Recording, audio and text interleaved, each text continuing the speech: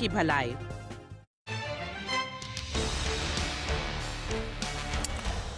The union budget for financial year 2024 is a few days away.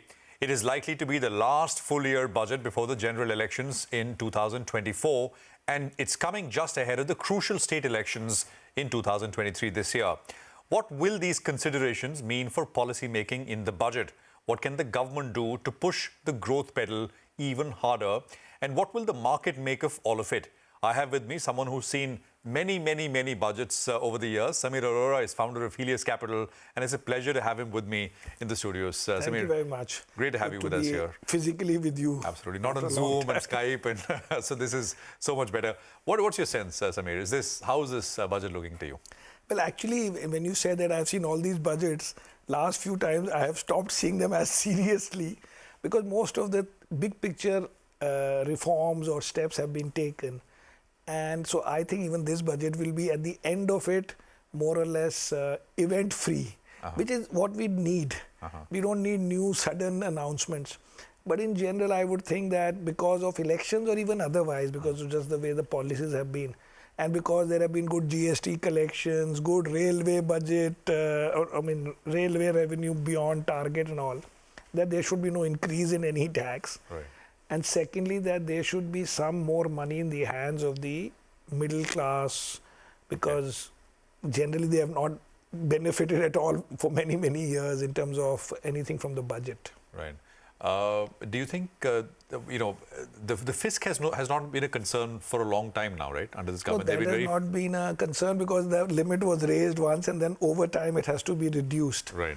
But just coming after COVID now, more time has been given by not only investors to Indian government, but to all governments. Correct. That over the next X number of years. But there's no worry in that sense. There's no today, nobody's worried. I remember, if you remember, a few years back, that used to be the focal point. 3 point something or whatever, then suddenly it became 6. And now, over time, it is supposed to reduce, so there has to be a path shown. Yeah. But nobody's looking at it in this budget. That. Do you think it'll be a little bit of a populist kind of a budget, as you said? No, this I don't consider populist. If you just raise some exemptions or you basically make the taxable level, whatever you call it, band higher, that is not that populist. Some more exemption, basically, some more money left in the hands of... give some more money to the consumer so that they can buy things that my companies produce. What about... I won't call that populist. I will call that thank you very much. Capitalist. Capitalist, yes. The one thing, though, is this entire capital gains tax issue, right? I mean, comes up again and again. What's your sense? Anything changing? I mean, that would be really bad thing if it happens. I think it's not happening because you also need an environment for that.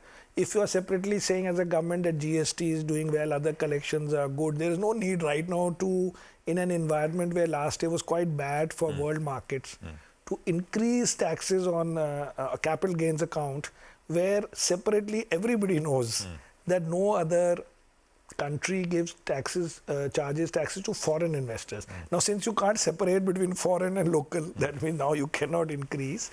Plus, the capital gains, everybody knows, was brought in when STT was first brought in to remove capital gains, and now STT was retained and capital gains was brought back.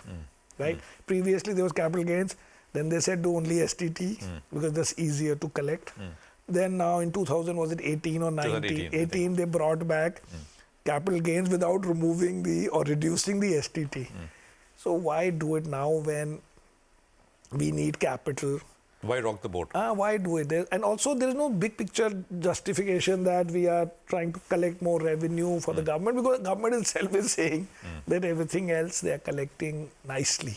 A lot of tax experts have spoken to, they said maybe not the rate of taxation, but all these asset classes have all these different thresholds for collecting, right? Part of life. Equity is 1, debt is 3, real estate is something, unlisted equity is something. So maybe rationalization. So do it on the debt side where if you want to help the banks, that the bank deposit gets full tax, whereas the mutual fund with debt or this thing has a lower tax. But don't come to our side, please, because the equity guys are... when you no, the point is rationalization. If it happens, equity goes to debt or debt goes... you don't touch us and you rationalize as you want.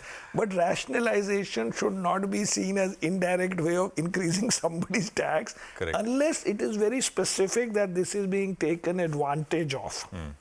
if some loophole is there. That is a different angle. No, I know some loopholes they say in debt, in these market-linked debentures, this, that, which are not really market-linked. It is just to convert interest income into a capital gain kind of a treatment. So that you can say somebody's twisting. But in equities, because generally the world does not pay equity and there is no taking back that exemption you don't get there if you pay tax here. So that money is just gone from the pocket of the FII. Now the FII and domestic now have the same thing. So therefore it has to be for everybody that please don't raise. Government has to sell, new IPOs have to happen, so many things have to happen. So you are right, don't rock the boat on this. Do you think it makes sense, and some of the view that the government will actually do more to make sure that India's investment attractiveness stays where it is? Absolutely, but actually the thing is that India has become attractive, A, for its own reasons, and B, because China has become less attractive. And people have to be nervous about China. Let's not dream that we are substituting China. We are saying the overflow from China. No, it is +1, right? It's China +1. It's not China out and only the +1. Correct. I don't think anybody's saying that. It's +1. Or you put +2. +2. So that people don't say only Vietnam, because supposedly that is the hot alternative these days. In terms of sectors, I mean, infrastructure, for example, right? There has been a lot of investment. I think I was looking at some preview notes from economists. They were saying capex spending could go up another 10, 11, 12% in that range, which actually is on trend and pretty healthy. So some of these high-profile projects are really good. I was seeing some photos somebody was showing me today on this Mumbai-Delhi the corridor. Which with 12 hours you can go from Mumbai to Delhi or vice versa. But we are talking from a stock market point of view. We don't know what that means, so we will just clap for the country and the economy, but we are not buying anything who's making these roads. Because that, first of all, who knows who's getting the road order, and then whether he's giving at L1 and how much money he makes, and then whether he will get paid on time or not. But the infra is happening. Which is great news. But correct. As a big picture, every line doesn't have to be that I have to buy a stock for that. Absolutely. So what we have seen over time is that previously we used to look at railway budget and get excited that there is some safety investments. So you're looking for signaling companies and now all But railway capex has been a big theme, Samir, right? That's what I'm saying. But broadly, we have graduated. Stayed away. We don't do that because we used to do all this all our life. And in the end, But now there is no railway budget, at least not a separate one. But I'm saying I don't react to somebody saying he's got an order of making a road or making water pipes or laying down water pipes. All that we say, excellent. Now they can invest in our fund, but we are not investing. I got that. Any other sectors? I mean, broadly, not from an investment point of view, but banking, financial services, auto. Exactly. I mean, big picture, if you look at the Forbes billionaires list and say from where do these billionaires come, because that shows wealth creation in the long run, they will only come broadly from three sectors, which are consumer, tech, and financials. I don't think you'll find a fourth. Big manufacturing types are not very many, because mostly those guys get diluted along the way, unless they become very big companies like some TSMC or something, hundreds of billions. For manufacturing companies, mostly because of dilution along the way. The original owners are there, but they are not able to retain all that value. 50, 60, 70% of the company, which means that those companies needed a lot of external capital to grow, which means from a stock market point of view, it was a dilutive business or whatever way you call it.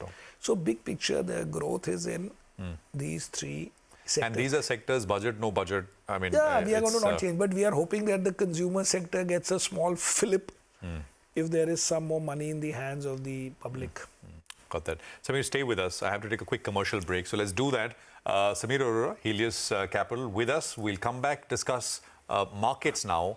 What does the market do post the budget, and what's Samir's view across a range of sectors? Stay with us.